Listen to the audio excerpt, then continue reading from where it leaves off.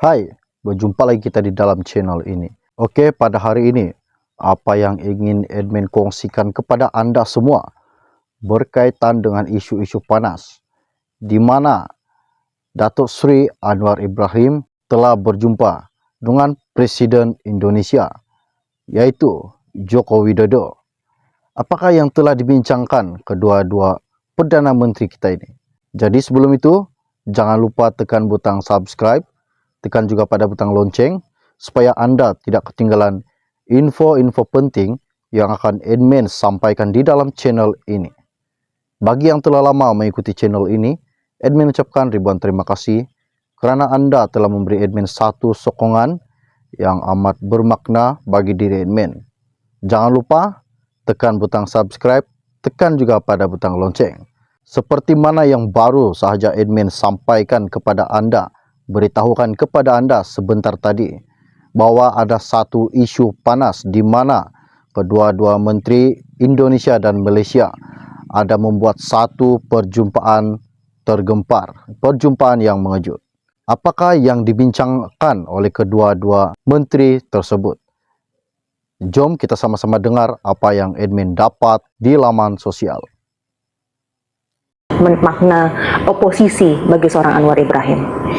Indonesia lebih matang dari sudut demokrasinya karena sudah di sini lebih ke depan, lebih maju sejak 98 dan telah lalui beberapa proses dan melihat beberapa kelemahan dan terus memperbaikinya, dan institusi lebih kukuh walaupun permasalahan kesenjangan masih wujud dan korupsi masih meluas yang sedang cuba ditangani.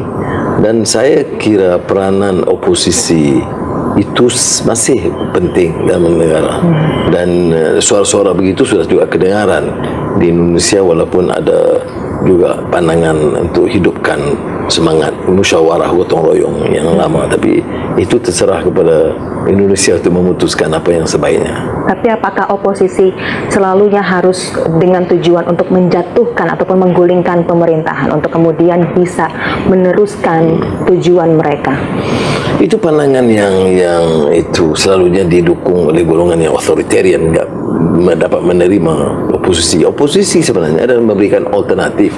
Dia harus menjadi pemantau, pengkritik, penilai, dan mampu mengemukakan alternatif pada pemerintahan yang wujud. Walaupun baik, dia kata akan lebih baik.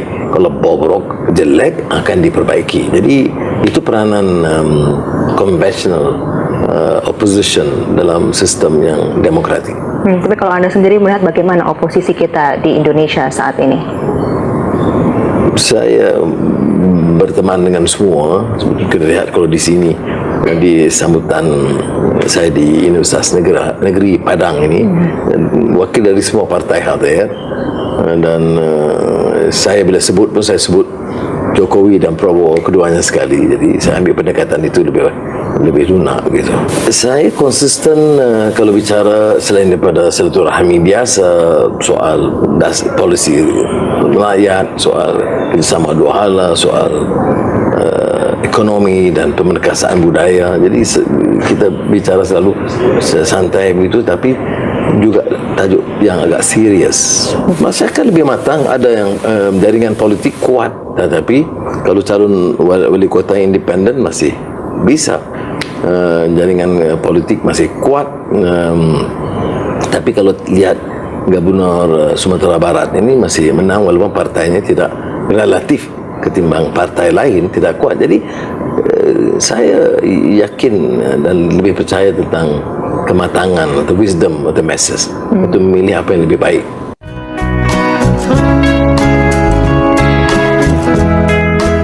Saya tegaskan bahawa dari dulu perubahan sistem itu memang berlaku, dan reformasi di Indonesia itu memang menakjubkan, memang istimewa.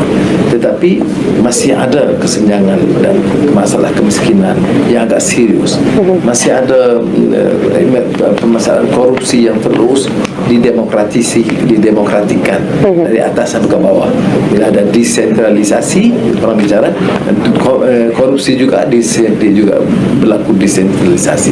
Jadi rakyat itu mengharapkan sesuatu supaya perubahan itu berlaku terus.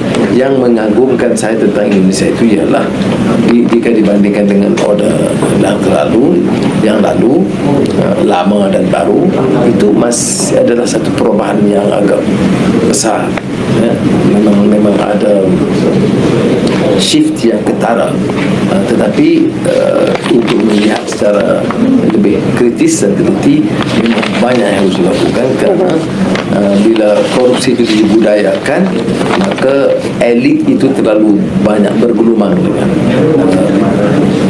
korupsi, dan permasalahan rakyat itu kesenjangan ataupun juga pengabaian kawasan-kawasan daerah dan dalaman provinsi keluar itu memang ketara.